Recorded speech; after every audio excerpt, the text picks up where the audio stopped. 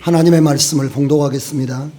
하나님의 말씀은 출애굽기 3장 7절 8절 말씀, 출애굽기 19장 5절 6절 말씀 두 군데를 함께 읽겠습니다. 찾으셨으면 함께 읽겠습니다.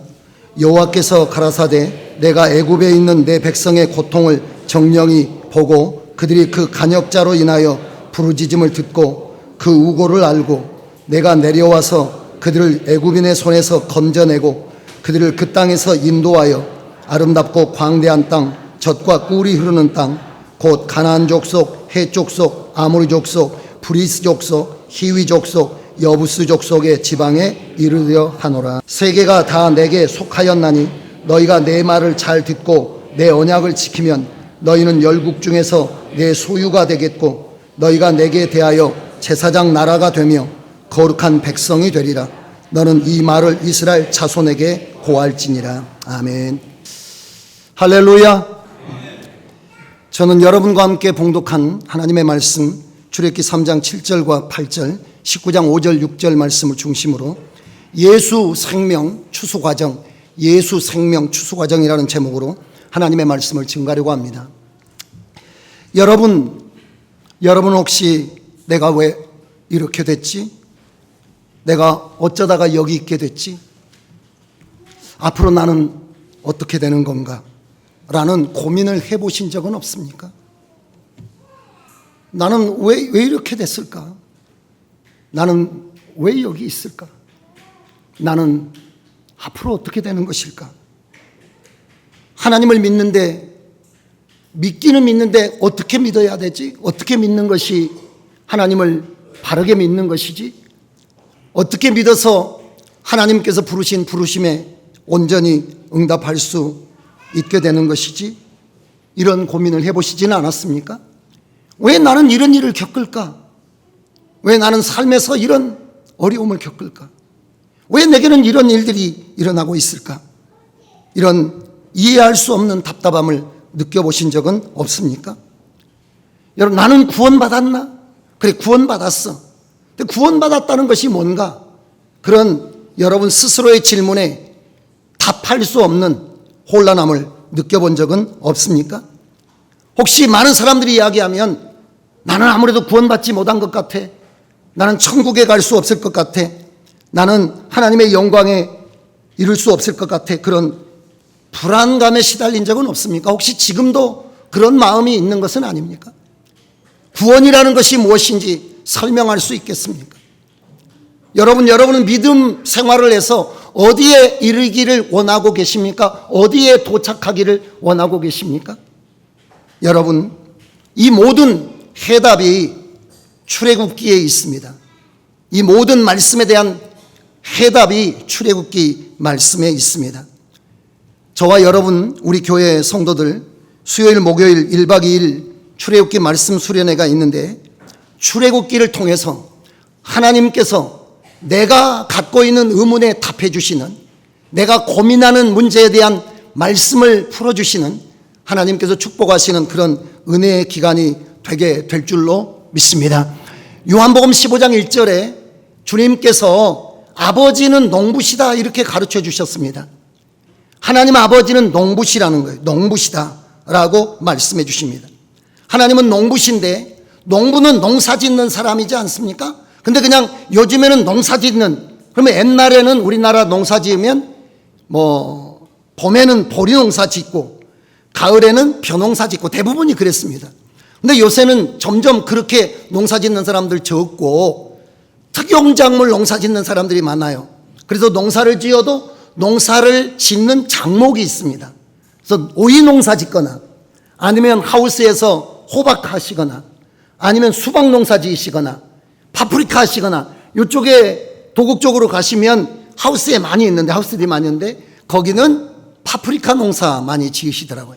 이렇게 농사를 짓는데 특별한 작물을 농사 지어서 고소득을 얻으시는 것이 요즘 농사 짓는 사람들의 모습이에요.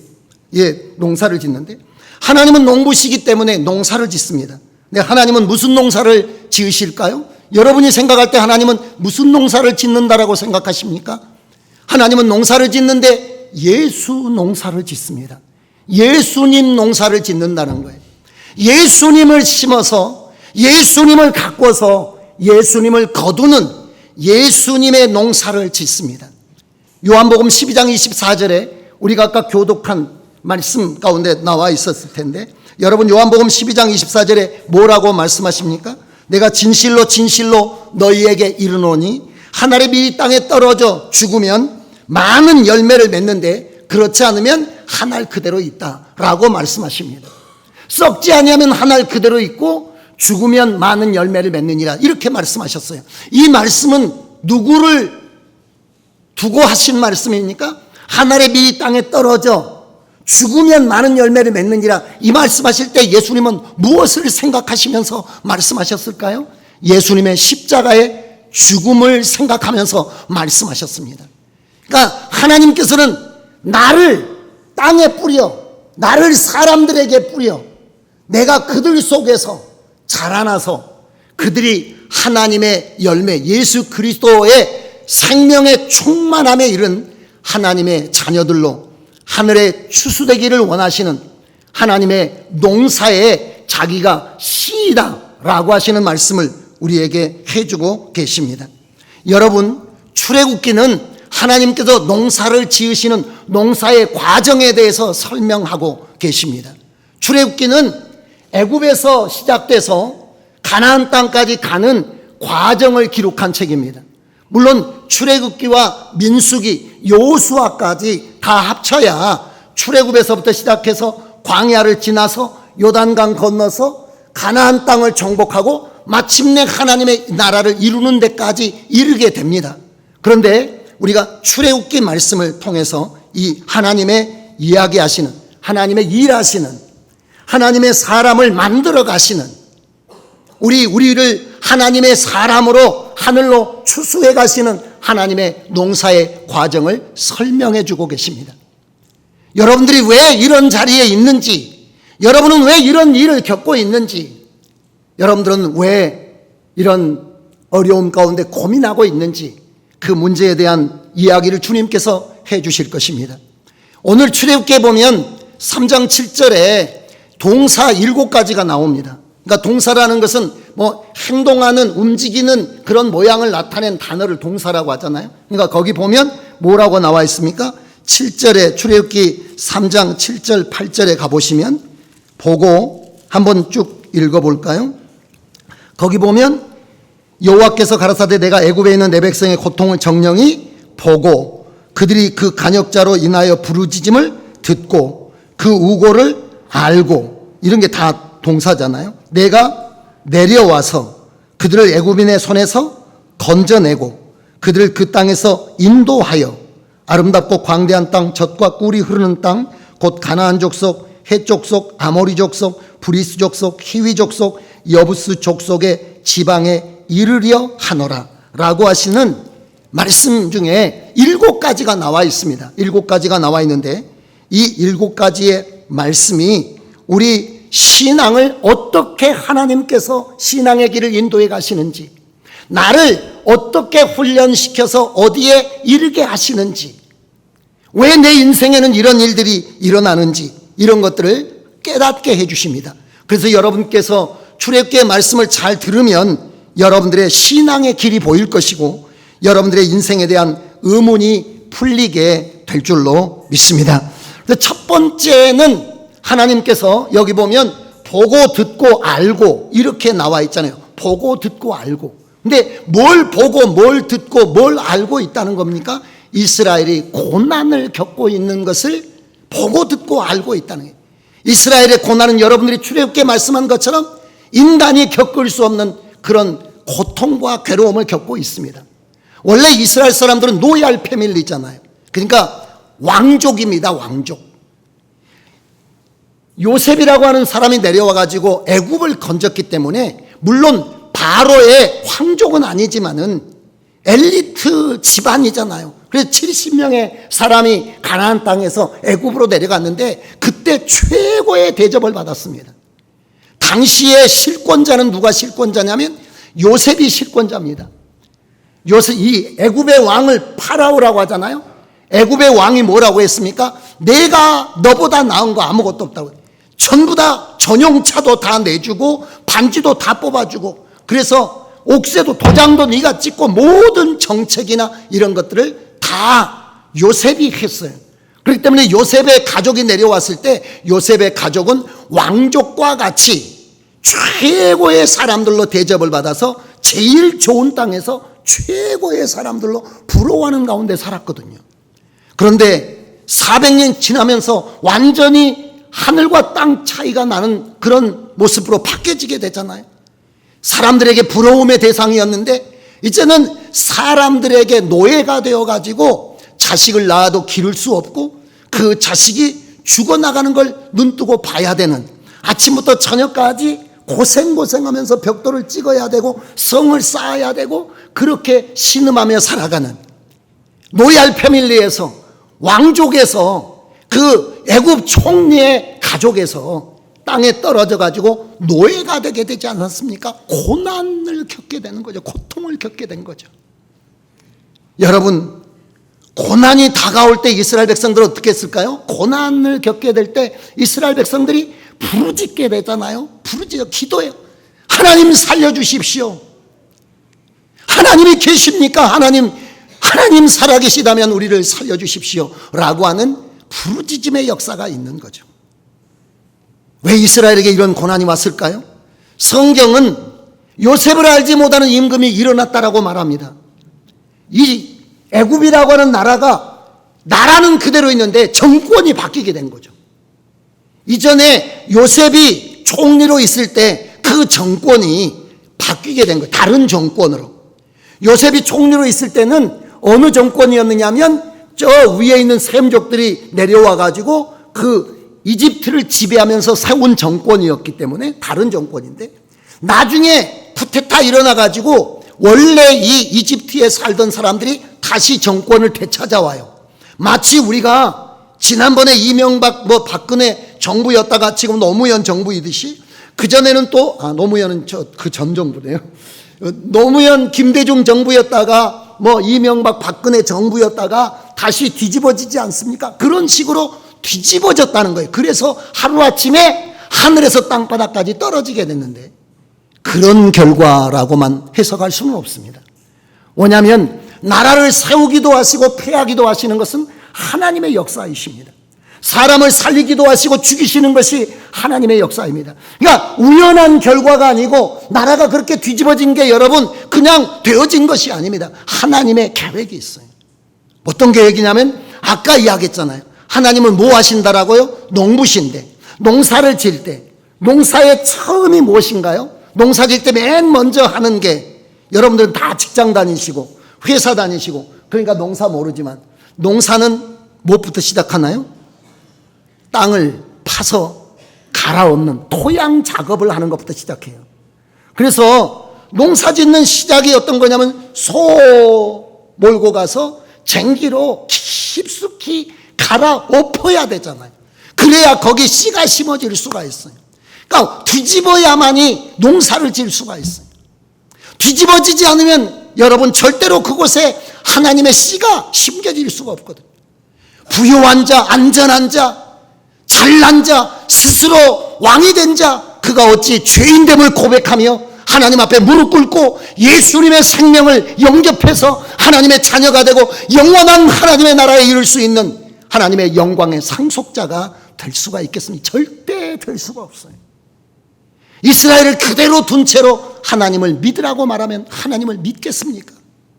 이스라엘을 그대로 둔 채 하나님의 생명을 받으라고 말하면 그 사람들이 생명을 받을까요? 나를 따라오라고 말하면 여러분 이스라엘 백성들이 하나님을 따라 나설까요? 절대 그렇지 않습니다. 여전히 귀족처럼 살면서, 여전히 왕족처럼 살면서 그곳에서 먹고 마시고 부유하게 누리고 살면서 아무 근심과 걱정이 없다면 하나님을 찾을 길이 없는 거죠. 그렇기 때문에 그대로 살게 해주면 좋죠. 그러나 그대로 살게 하면 그곳이 어디입니까? 그곳이 지옥이요, 그곳이 여러분 파멸이요, 그것이 사망의 여러분 자리일 수밖에 없잖아요. 그러니까 하나님께서 거기서 건져내야 돼. 건져내야 되는데 건져내기 위해서는 삶을 뒤집어야 된다. 그래서 여러분의 인생이 뒤집히는 역사가 있는 겁니다. 하나님 앞에 무릎 꿇지 않고는, 하나님 살려달라고 기도하지 않고는, 하나님 도와주세요라고 말하지 않을 수 없도록 하나님께서 우리의 심령과 우리의 환경과 우리의 삶을 다 갈아엎으시는 거예요. 이런 작업을 하시는 겁니다. 그러면서 우리가 그런 고통과 신음 가운데 하나님을 찾게 되면 하나님께서 어떻게 하시나요? 응답하시죠. 하나님께서 그대로 보고 계신 것이 아니라 오늘 성경에 보면 내려오시잖아요. 내려와서. 어떻게 내려오십니까? 하나님께서 사람을 준비시켜서 그 사람 속에 하나님의 역사를 드러내심으로 내려오죠. 그 사람이 누굽니까? 모세라고 하는 사람. 모세라고 하는 사람이 내려와서 하나님의 능력을 힘입어서 10가지의 재앙을 거쳐서 이스라엘을 그 고통에서 다 끄집어내시는 거죠. 빼내시는 거죠. 빼내셔서 이스라엘 백성을 하나님의 백성으로 이렇게 인쳐주시는 사건이 성경에 나와요. 그러니까 금방 농사를 지으려면 바로 심는 게 아니고 농사를 짓기 위해서 토양 작업을 해요. 땅을 갈아엎는 작업을 해요. 땅을 갈아엎는데 2가지를 갈아엎었습니다. 하나는 이스라엘 백성들을 갈아엎었고, 두 번째는 어디를 갈아엎었느냐면 애굽이라고 하는 나라를 갈아엎었어요. 그대로 있는 하나님의 백성을 내보내달라고 하면 절대로 바로와 애굽 사람들이 내어보내줄 리 없죠. 그러니까 10가지의 재앙을 거쳐서 이스라엘 백성도 하나님을 따라 떠날 수밖에 없고, 애굽 사람들도 어쩔 수 없지만 아쉽지만은 이스라엘 백성들을 놔줄 수밖에 없는 그런 상황을 다 만드신 다음에, 그 다음에 이스라엘에게 뭘 하시느냐 하면 하나님의 생명을 심어주시는 거죠. 씨를 뿌리는 거죠. 예수 생명을 집어넣는 거죠. 이게 유월절에 대한 이야기입니다. 그래서 여러분들이 예수 믿으러 올 때까지, 물론 모태신앙으로 어머니 따라서 교회에 올 수도 있지만은, 우리가 살아가면서 이런 일 저런 일을 겪고 하나님 앞에 오지 않을 수 없는 그런 상황에서 우리가 하나님 앞에 나온 것이 훨씬 많잖아요. 그래서 여러분, 하나님 앞에 나올 수밖에 없는, 우리가 지성인들 여러 이야기 하는데, 우리나라 지성인 중에서 가장 그 대표적인 사람 중에 한 사람이 어떤 사람이냐면 이어령 교수라고, 여러분이 문화부 장관도 하시고, 이분은 지성 있는 사람인데 예수 믿을 듯 하면서도 절대 안 믿고, 왜냐하면 자기가 손으로 만져지거나 보거나 그렇기 전에는 믿을 수 없다. 자기가 이성적으로 모든 것들을 생각하고 분석해 볼 때 하나님 믿기가 참 어렵다. 그래서 안 믿고 계속 그렇게 살아왔는데, 그분이 눈물 흘리면서 세례를 받고 예수를 믿고 예수 믿는 믿음에 대한 책을 썼습니다. 어떻게 주님에게 돌아왔을까요? 그 사람이 어떻게 그 사람 속에 예수님의 생명이 심겨지게 됐으며 이제 예수님의 사람으로 자라고 있는 것일까요? 그 집안에 딸이 있는데 딸의 손자가 죽고, 그 딸이 병에 걸려서 몸부림치다가 목회자가 나중에 되고, 그래서 딸이 죽어가고 병상에서 죽어가는 그런 과정들을 겪어가면서 인간의 무력함을 느끼고 사람의 힘없음을 느끼고 하나님 없이는 살 수 없는 것들을 느껴가면서 지성이 무너지고 마음이 무너진 가운데 하나님 앞에 무릎을 꿇어서 주님에게 돌아오게 되거든. 토양을 갈아엎으시는, 오늘 여러분에게 다가오는 고통과 아픔과 여러분 남이 겪지 않는 그런 것들을 겪어가는 여러분들은 저주를 받은 것일까요? 그렇지 않습니다. 어쩌면 갈아엎는 것 자체가 하나님의 농사의 시작이요, 하나님의 사랑의 시작이요, 하나님의 축복의 시작이라고 말씀합니다. 우리는 고통이지만은, 우리는 괴로움이지만은 하나님께서는 우리를 복되게 하시기 위해서 그런 환경들을 조성해 가시는 하나님의 역사가 나타나고 있는 거죠. 이스라엘 민족의 변화도 그런 겁니다. 400년 잘 살게 하실 수 있고 1000년, 만년 주님께서 그 영광을 보존해 줄 수가 있지만 애굽에서 그대로 산다는 것은 그들에게는 그것으로 운명이 끝나버립니다. 하나님과 관계없는 하나님의 나라, 하나님의 영광, 영원한 하나님의 백성, 하나님의 동역자, 하나님과 함께 하나님의 나라를 회복시킬 수 있는 하나님의 사람과 아무런 관계가 없는 그런 사람으로 살다가 죽는 거죠. 여러분, 사람은 사람으로 살다가 죽게 창조되지 않았습니다. 사람은 짐승처럼 식물처럼 살다가 죽게 창조되지 않았습니다. 사람은 하나님의 자녀로 창조되었고 하나님의 동역자로 창조되었으며 하나님의 상속자로 창조되었으며 하나님과 영원히 함께 사는 하나님의 신부로 창조되었습니다. 그래서 주님께서 사람을 만드실 때 하나님의 형상으로 만드셨잖아요. 이제 하나님께서 그렇게 토양 작업하신 다음에 예수 생명을 뿌리시잖아요. 예수 생명을 그 심령 속에 다 심어주세요. 심어주심으로 끝난 겁니까? 나는 그러면 예수 믿었으니까 죽은 뒤에 천당 가고 그러면 나는 이제 죽은 뒤에 하나님 나라 갔으니까 됐습니까? 그렇지 않습니다. 주님의 목표는, 농사꾼의 목표는 뭡니까? 농사는 추수해야 되는데 뭘 추수하고 싶어 하는 겁니까? 알곡을 추수하는 것이 농사하는 사람의 목표입니다. 그렇기 때문에 하나님께서는 믿기만 하는데 끝나기를 원치 않습니다. 우리가 믿고 끝나는 걸 원치 않아요. 우리가 어디로 익어가야 되냐면 알곡으로 익어가기를 하나님께서는 원하십니다. 그게 알곡으로 익어가도록 하나님께서 뭐 하시냐면 계속 거름도 주시고 뭐 풀도 매주시고 또는 가지도 꺾으시고 심지어는 열매도 막 따버리지 않습니까? 우리가 생각할 때는 열매가 그대로 맺혀 있는 게 아니라 포도 같은 것도 다 배 같은 것도 막 솎아버리잖아요. 더 완전한 열매를 맺게 하기 위해서. 여러분, 요한계시록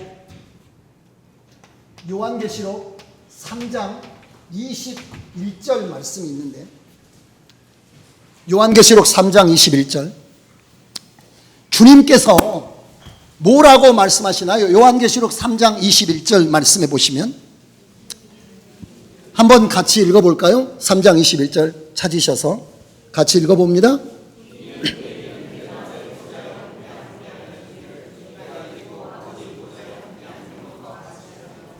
이것이 하나님의 목표입니다. 이게 하나님의 꿈입니다. 여러분들을 향하신 하나님의 뜻입니다. 주여, 나를 향하신 하나님의 뜻이 무엇입니까? 라고 물어본다면 나는 네가 이기고 보좌에 나와 함께 앉게 하는 것이 내가 너를 향한 계획이며 뜻이다 라고 말씀하실 겁니다. 거기에 이르도록 하나님께서 계속해서 역사해 가십니다. 이것을 여러분, 예수 그리스도의 생명이 장성한 분량에 이르러서 알곡으로 추수될 수 있도록 갖고 가시는 농사의 과정인데, 출애굽기를 보면 아까 말씀드렸듯이 출애굽기에 보면 출애굽기 말씀에 맨 먼저 뭐가 있었습니까? 아까 보고 듣고 알고, 보고 듣고 알고. 근데 뭘 보고 듣고 알았다는 겁니까? 그들의 고난받음을 보고 듣고 알았어요. 그러니까 그들이 그 고난 속에서 하나님 앞에 뭐 하게 됐죠? 하나님께 기도하게 됐죠. 부르짖게 됐잖아요. 기도하게 돼요. 기도하는 그 부르짖는 이스라엘 백성들에게 하나님께서 뭐 하십니까? 보고 듣고 알고 뭐 하죠? 그들을 구원하기 위해서 내려오는데, 내려오실 때 그렇게 내려와서 도와주는 것을 우리가 뭐라고 하냐면 은혜를 베풀어 주세요. 고난받아 부르짖는 이스라엘 백성들에게 하나님께서 그들의 부르짖음에 응답하시는 은혜를 베풀어 주시는데, 그 은혜를 무엇을 통해서 베풀어 주시냐면 하나님께서 사람을 통해서 구원하세요. 그 은혜를 베풀어 주시는데 그 사람은 오늘 성경에 보면 누구였습니까? 모세를 보내서 하나님께서 그들에게 은혜를 베풀어 주십니다. 내려와서 건져내세요. 이게 보고 듣고 알고는 1장부터 2장에 해당되는 그들이 고통 가운데 살아가는 그 현장을 보고 듣고 알고 그 고난 가운데 부르짖음을 주님께서 들으시고 주님께서 그들을 건지시기 위해서 내려오시는데, 하나님에게 헌신된, 하나님에게 훈련된, 하나님과 하나 된 하나님의 사람 모세를 통해서 이스라엘 백성들을 애굽인의 손에서 건져내시잖아요. 내려오는 게 이게 3장부터 11장까지 10가지 재앙까지 거쳐서 이렇게 내려와서 이스라엘 백성들을 애굽인과 분리를 시키잖아요. 그 다음에 뭐 하는 건가요? 그 다음에 뭐 하시죠? 건져내시잖아요. 건져내신데 이게 어떤 거냐면 12장에 완전히 죄와 사망과 원수에게서 우리를 끊어내서 하나님에게로 이식시키는, 하나님에게 완전히 새로 접붙이는, 우리가 돌 감람나무에서 찍혀가지고 참 감람나무에게로 옮겨지는, 애굽에서 천국으로, 마귀에게서 하나님에게로, 사망에서 생명에게로, 예수님에게로 옮겨 심겨지는 이 건져내고를 우리는 뭐 됐냐면 구원받았다라고 해요. 구원. 죄로부터 구원받는 것이요, 마귀로부터 구원받는 것이요, 사망으로부터 구원받는 것이요, 지옥으로부터 구원받는 겁니다. 여러분 구원받으셨으면 아멘 해보세요. 예수 믿으십니까? 예수님께서 여러분들을 죄와 저주와 사망과 원수와 마귀와 불과 유황에서 여러분을 건지신 줄로 믿습니다. 근데 어떻게 건지시나요? 어떻게 건지십니까? 12장이 어떤 사건인가요? 유월절의 사건이잖아요. 유월절의 사건인데, 유월절은 뭐 하는 사건인가요? 피를 뿌려서 죄를 씻어서 하나님과 한 운명되게 하는 겁니다. 성경은 히브리서 9장 22절에 피 흘림이 없이는 죄 사함이 없습니다. 레위기 17장 11절에 피가 죄를 속한다라고 말씀하고 있기 때문에 피로 이스라엘 백성들을 건져내시죠. 여기까지 여러분들이 지금 예수 믿는 사람 여기까지. 그래서 나는 구원받았다. 근데 여러분 여기 구원받아서 그냥 여러분 죽은 뒤에 천당 데려가는 것이 하나님의 역사가 아니라는 거예요. 여기까지는 지금 뭐밖에 안 된 겁니까? 토양 작업에서 제가 아까 이야기했는데 여기가 지금 뭐 하느냐면 땅을 준비하는 거예요. 땅 준비. 토양 작업입니다. 땅을 갈아엎은 거예요. 그 다음에 여기는 지금 그러면 뭐 하는 것이겠습니까? 씨 뿌리는 거. 누구 씨 뿌렸습니까? 예수 씨 뿌렸습니다. 그러므로 여러분 예수님 어디 계십니까? 여러분의 안에 계세요. 내 안에 그리스도가 계십니다. 너희는 너희 안에 그리스도께서 계신 것을 알지 못하느냐? 이렇게 바울 사도가 고린도 후서에 말씀했어요. 만약에 알지 못한다면 너희는 아직 하나님의 사람 아니라. 여러분 예수님 여러분 안에 계십니다. 할렐루야. 예수님의 피로 내 죄 사함 받았습니다 라고 믿는 사람은 예수님이 여러분 안에 있는 줄로 믿습니다. 요한복음 1장 12절에 영접하는 자 곧 그 이름을 믿는 자들에게는 하나님의 자녀가 되는 권세를 주셨으니 라고 말씀하셨으니까 여러분 예수를 믿으시나요? 다시 한번 물어볼게요. 예수 믿으시나요? 예수를 구주로 믿으십니까? 예수의 피가 여러분의 죄를 씻었음을 믿습니까? 그렇다면 여러분 뭐 받은 겁니까? 구원 받았어요. 그럼 구원 받으면 우리 죽어 천당 가면 끝나는 겁니까? 아니라고요. 농사가 아직 뭐 하는 겁니까? 아직 본격적으로 진행된 거 아닙니다. 지금부터가 농사입니다. 지금부터가 농사인데, 그래서 여기 씨 뿌린 다음에 그 다음에가 중요해요. 뭐 해야 됩니까? 가꾸어야 되잖아요. 가꾸다. 이게 가꾸어야 되죠. 가꾸는 게 어디서 가꾸느냐 하면 첫 번째 여기 보면 보고 듣고 알고 내려와서 건져내서 뭐 하는 겁니까? 인도해요. 인도하심. 그래서 여러분이 생각하는 인도하심은 어떤 겁니까? 여러분이 인도하심은 아주 편안한 고속도로로 인도하시는 거, 그런 거 원하시지 않습니까? 남자는 우렁각시 같이 생겨있고 탤런트 같이 예쁘고 능력도 있고 막 아이도 막 아들들 딸셋 막 이렇게 잘 낳아주고 그런 남자를 만나고 여자도 마찬가지죠. 뭐 요즘에 누가 알 수가 없어요. 누구 톰 크루즈 같이 생겨가지고 능력도 있어서 그리고 막 최수종 같이 이벤트도 잘해주고 이런 남자 살면서 애들은 나누면 천재를 낳고 애들이 천재인데 또 싸가지도 있어가지고 애가 다 예절도 알고 그러면서 여러분들이 살아가는, 그리고 여러분들이 밖에 나가면 모든 사람들이 다 여러분들을 좋아하고 따르고 같이 갖고 싶어하는 그런 인생으로 여러분들을 하나님께서 인도해 주시면 좋은데, 그렇게 인도해 주시면 좋은데 어디로 인도하시나요? 홍해로 인도하시잖아요. 홍해로 인도하세요. 근데 홍해로 인도하시는데, 여기 홍해로 인도하시는 게 13장 14장에 홍해 사건이 성경에 출애굽기에 나오는데, 홍해라고 하는 것은 여러분 죽음의 길이잖아요. 거기 길이 아니에요. 절대로 그쪽으로 데리고 가서는 안 됩니다. 원래 블레셋 길이 있습니다. 다른 쪽에 길이 있어요. 쉬운 길이 있고 육지로 가나안 땅까지 갈 수 있는 길이 있는데, 그런 길로 안 데리고 가시고 하나님께서 인도를 했는데 어디로 데리고 가셨느냐면 홍해로 데리고 가셨다는 겁니다.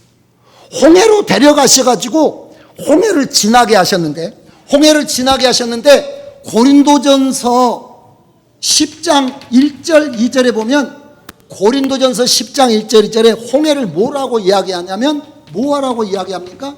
세례라고 이야기해요. 세례. 홍해가 세례의 사건이라고 설명해 줍니다. 세례받는 사건인데, 세례는 뭐 하는 겁니까? 세례는 죄된 옛사람이 내가 죽는 게 세례예요. 그래서 원래 우리는 지금은 약식으로, 우리 장로교 같은 경우는 세례 줄 때 머리에다가 이렇게 물을 얹잖아요. 원래 성경의 세례는 물에 잠그답니다. 물에다가 이렇게 잠그는, 예수님 세례 받을 때는 물에다 잠긴 거예요. 홍해 바다 속으로 들어가지 않습니까? 홍해 바다 속으로 들어가면서 뭐가 죽는 건가요? 홍해 바다를 지나 나올 때 거기 누구 시체가 둥둥 떠 있죠? 애굽 군인들의 시체가 떠 있잖아요. 그 애굽 사람의 사상과 생각과 애굽에서 수백 년 하나님 없이 살면서 자기 맘대로 살았던 그런 모든 것들이 다 때가 벗겨지고 다 허물이 씻겨지고 이런, 그래서 이 세례는 성경에 뭐라고 이야기하느냐면 자기를 부인하는 거예요. 자기를 부정하는 겁니다.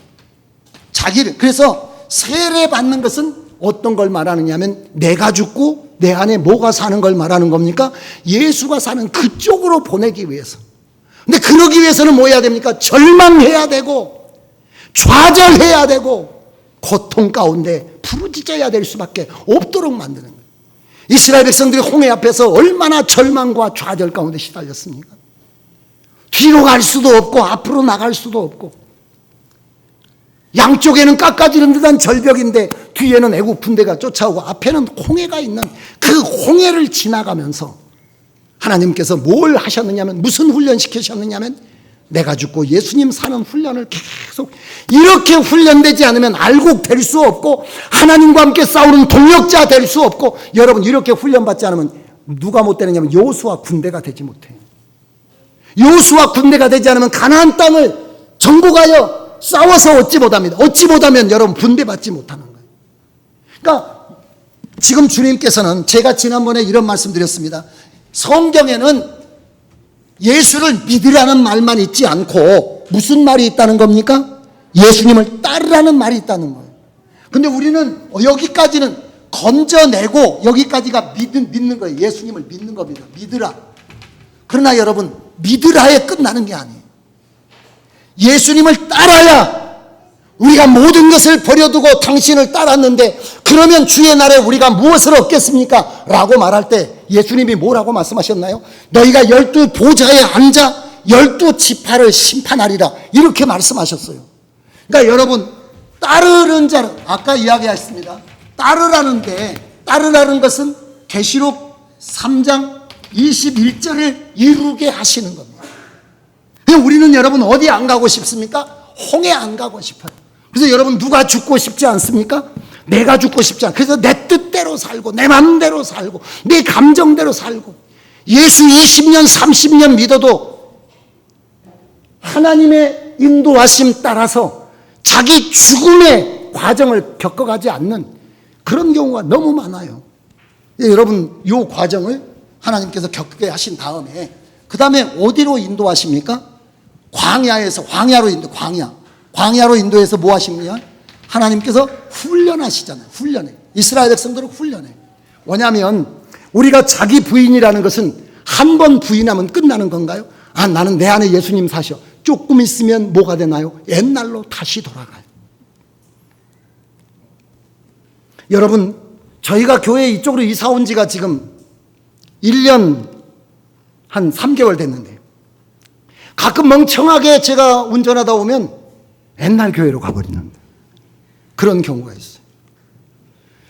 저희 사택이 옮긴 지가, 삼익에서 옮긴 지가 벌써 몇 년 됐는데, 한 10년 가까이, 8년 가까이 된 것 같아요. 어쩌다가 가끔은 나도 모르는 사이에 그쪽으로 가는 경우가 많습니다. 있습니다. 우리가 여러분, 홍해 지나서 세례를 받고 나를 부인하는 삶이라고 하는 게 몸에까지 배어야 되는데, 그러기 위해서는 뭐가 필요하다는 겁니까? 훈련이 끊임없이. 그래서 뭐에 부딪히게 하느냐면 우리 자신의 무력함에 부딪히게 해요. 하나님 없이는 못 살겠구나라고 하는 것을 계속해서, 그래서 물도 떨어지고 양식도 떨어지고 군대도 전쟁도 만나고, 그러니까 여러분이 예수 믿고 살아가는데 가정이 전쟁터가 되고 교회가 전쟁터가 되고, 여러분이 예수 믿고 살아가는데도 먹을 것을 잃고 사업이 망하고 이런 것들이 일어나면서 사람이 너무 사람의 힘으로 할 수 있는 거 아무것도 없구나, 그런 생각 들게 하면서 누구 바라봐야 되지? 라고 생각이 되나요? 하나님 의지할 수밖에 없구나. 그래서 우리로 하여금 누구에게 초점을 맞추도록 만드실까요? 훈련을 통해서 하나님에게 초점을 맞추고 누구에게 주인의 자리를, 인도 자리의 자리를 내놓을까요? 하나님에게 인도하심의 자리를 내놓는 훈련을 계속 시켜요. 이게 15장, 16장, 17장, 18장까지 계속 훈련을 시키는 겁니다. 이 훈련은 여러분 오랜 세월 동안 계속 하는 거예요. 지금 여러분 만약에 나는 예수 믿고 아무 일도 없다면 여러분들은 그 좋은 일이 아닙니다. 믿었다면 뭘 받아야 됩니까? 그 다음에 어디로 가야 되나요? 하나님의 방법은 어디로 가야 되죠? 홍해를 거쳐서, 광야를 거쳐서. 그래서 광야에서 무슨 훈련이 돼야 되냐면, 내가 주인이 아니라 누가 주인이에요? 하나님이 주인이시고. 그러므로 내가 누구에게 초점을 맞춰서 살아야 되겠습니까? 하나님에게 초점을 맞춰서 살아야 돼. 그런 다음에 어디로 데리고 가느냐면 시내산으로, 시내산으로 데리고 가는데, 시내산은 19장부터 24장까지 나와요. 오늘 성경에 구원받은 다음에 이스라엘 백성들에게 뭘 약속하느냐면 제사장권을 약속을 해요. 19장에 제사장 나라가 될 것이다. 제사장 나라라는 모든 나라를 살리는 나라를 말하는 겁니다. 제사장이라는 것은 모든 사람을 살리는 사람을 말을 해요. 하나님의 보좌 우편은 어떤 걸까요? 폭력으로, 강압으로, 권력으로 사람들을 괴롭히는 것이 아니라 하나님의 왕되심은 모든 사람들의 생명을 풍요롭게 하는, 생명을 얻게 하고 더 풍성히 얻게 하는 하나님의 역사를 이루어 가시는 일들을 하는데, 그런 일들을 하기 위해서 하나님께서 훈련하셔서 인도하신다는 거예요. 자, 시내산에 가면 뭘 주시는 건가요? 거기 가면 이제 뭘 주시죠? 하나님의 말씀을 주시잖아요. 말씀. 그래서 말씀을 주셔서 그 말씀은 뭡니까? 하나님의 뜻이고 하나님의 사상이고 하나님의 철학이고 하나님의 원칙이고, 이런 걸 다 우리에게 훈련을 시키세요. 그리고 나서 우리를 여러분 인도하여 어디에 이르게 하느냐면 이르려 하게 하시는데, 어디에 이르게 하십니까? 가나안 성막에, 출애굽기 성막에 이르게 하시는데, 이 성막에 이르는 것이 출애굽기 25장부터 40장까지가 성막을 만들어 가지고 그 성막에서 하나님과 이스라엘 백성들이 하나 되는 과정, 거기까지 데리고 가요. 그러면 하나님하고 완전히 한 몸, 한 운명, 한 생애가 됐어요. 그러면 하나님의 사람이요, 하나님의 군대요, 하나님의 영광이 돼요. 그래서 요단강 건너서 여러분 가나안 땅을 정복해 가는 겁니다. 그리고 그 정복한 땅을 하나님께서 기업으로 나눠주시는 역사가 있어요. 사랑하는 성도 여러분, 여러분들은 어디에 계신가요? 나는 아직도 예수 믿지 않는 가운데 하나님께서 나를 예수 믿도록 하기 위해서 내 인생의 삶을 뒤집어 엎으시는 이런 토양을 준비하는 그런 가운데 계신가요? 아니면 여러분 그런 가운데서 하나님에게 희망을 가지고 예수님에게 소망을 가지고 예수님 앞에 나와서 나는 예수님을 믿습니다. 나를 사랑하신 예수 그리스도의 십자가의 보혈로 나를 사랑하신 하나님의 사랑을 제가 믿습니다 라고 믿음에 있습니까? 그리고 나서 여러분 여기 훈련받지 않아도 되죠. 하나님께서는 훈련시키려고 하지만 훈련받지 않는 상태로 내가 여기서 있는 사람들이 대다수의 사람들이에요. 이렇게 된다면 여러분 우리는 뭐로 쓰임받지 못하냐면 하나님의 동역자로 쓰임받지 못합니다. 주님께서는 뭐 하는 겁니까? 이긴다라는 건 뭐 해야 되나요? 전쟁을 해야 돼요. 무엇과 전쟁하는 겁니까? 세상과 사망과 비진리와 이 세상과 예수 그리스도의 진리를 가지고 전쟁해서 이겨서 하늘나라의 여러분 영광의 상속자로 이르게 되기를 원하시는데 예수 믿는 사람들은 하나님께서 이렇게 가시는 과정에 우리가 그런 과정을 이해하고 뭐 해야 되나요? 잘 그 기간을 견뎌야 해요. 하나님이 여러분을 부인시키기 위해서 자기를 부인시키기 위해서 홍해와 같은 절망 앞에 두실 때 하나님 저를 살려주십시오. 제가 제 마음대로 제 뜻대로 살아서 결과는 여기에 있는데 하나님 여기서 건져주십시오 라고 해야 됩니다. 식량이 떨어질 때, 물이 떨어질 때, 집안이 뒤집어질 때, 사업에 무너지게 될 때 하나님 없이 제가 주인이 되고 제가 인도자가 돼서 제 인생을 계획했던 걸 하나님 내려놓습니다. 하나님 저의 목자가 되어주십시오. 저의 목자가 되어주십시오. 저를 인도해 주십시오.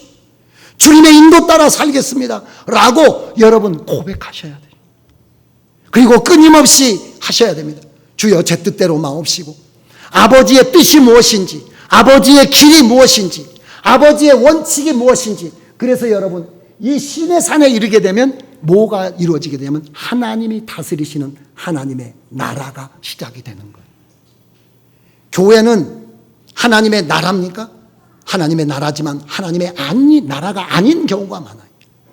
교회가 진정 하나님의 나라가 되고 세상을 하나님께로 돌아오게 하는 제사장 나라가 되기 위해서는 뭘 해야 되냐면 교회와 성도가 이런 과정들을 거쳐가야 된다는 거죠. 하나님 앞에 훈련받아가면서 그 과정을 잘 견뎌야 돼요. 이제 말씀을 좀 정리해 볼까요? 나머지 말씀은 구체적으로 좀 상세한 설명은 제가 말씀 수련회 때 드리도록 하겠습니다. 제가 오늘 이 말씀을 여러분들에게 증가하는 이유는 수요일 목요일에 못 나오시는 분들이 많기 때문에 이런 주로 내용으로 하나님의 말씀을 전한다. 그러니까 하나님께서는 우리를 택하여 예수의 생명을 심으셔서 우리 안에서 예수의 생명이 자라도록 역사하셔서 마침내 우리로 알곡되게 하고 하늘의 영광에 이르게 하시는데 거기에 중요한 게 있어요. 뭐가 있느냐면 여러분들의 순종이 필요합니다. 하나님은 인격적인 하나님이시라 끊임없이 설득하고 환경과 상황을 통해서 말씀하시지만은 여러분들이 마침에 뭐 해야 되면 순종하는 자들에게 주시는 하나님의 영광의 역사가 있습니다. 그래서 오늘 찬송했잖아요. 뭐라고 했나요? 예수 따라가며 복음 순종하며 우리 행할 길 환하겠네. 그 길을 가야 되는 거예요. 여러분 제가 말씀을 시작하면서 말씀드렸습니다. 나는 왜 이렇게 됐을까? 나는 다른 사람이 겪지 않는 왜 이런 일을 겪고 있을까? 나는 어디까지 무너져야 바닥이 보이는 것일까? 하나님을 믿었는데도 하나님은 나를 왜 이렇게 하시는 것일까? 문제가 해결되기는커녕 더 복잡해지고 심각해지고 목마르고 여러분 배고프고 사방의 적들에게 시달려서 죽는 것만 못하는 삶을 왜 하나님은 살게 하실까? 왜 나를 이렇게 하실까? 그 이유는 여러분, 하나님의 사람으로 여러분들을 세워가기 위한 하나님의 눈물이고 하나님의 아픔입니다. 저희 장모님이 2군데 무릎 수술을 하셨습니다. 2군데 관절 수술을 하셨는데 지금은 산도 잘 타시고 고사리도 꺾어다가 지금 81이신데 저희 집에 고사리도 갖다 주시고 반찬도 담아주시고 그러시거든요. 관절 수술해가지고 산에 막 타고 버섯도 따다 주시고 이러세요. 어떻게 했느냐면 요 무릎 수술할 때 어떤 사람은 무릎 구부리지도 못한 사람들이 많아요. 이게 무릎을 수술하는 게 문제가 아니고 그 뒤에 요 구부리는 훈련이 중요하대요. 조그만 구부리면 얼마나 아파요. 저같이 엄살 많은 사람들은 막 그럴 거예요. 그러면 이제 막 사람들이 식구들이 그러나 안 해주니까 그대로 굳어버리는 거죠. 수술 하나만 해요. 수술하면 뭐해? 이렇게 안 되는데. 근데 저희 장모님은 아주 독하시다고 하면 안 되고 뭐라 그럴까? 하여튼 의지가 굳으신 분인데 그래가지고 완전히 꽉 이렇게 꺾어버린 거예요. 다 꺾어가지고 자기가 꺾어버린 거예요. 다 그냥 2개 다. 가지고 완전히 꺾어서 이게 훈련된 거예요. 처음에는 얼마나 아팠겠어요. 근데 지금은 늘 물어보면 안 아프세요? 하나도 안 아파. 산에 막 아마 100살까지 산에 가시지 않을까 그런 생각이 듭니다. 여러분 아프시죠? 힘드시죠? 그러나 여러분 그것이 여러분의 것은 아닙니다. 하나님께서는 젖과 꿀이 흐르는 광대하고 아름다운 땅, 하나님과 함께 영적 전쟁에 참여할 수 있는 하나님의 아름다운 동역자를 삼으셔서 여러분들과 함께 세상을 새롭게 하시다가 주님께서 나라를 새롭게 하실 때, 하늘과 땅을 새롭게 하실 때 세세토록 주와 함께 왕노릇하게 하시기 위해서 여러분들을 인도해 가시고 계시다는 걸 여러분 붙잡게 되시기를 주의 이름으로 축원합니다. 기도하겠습니다.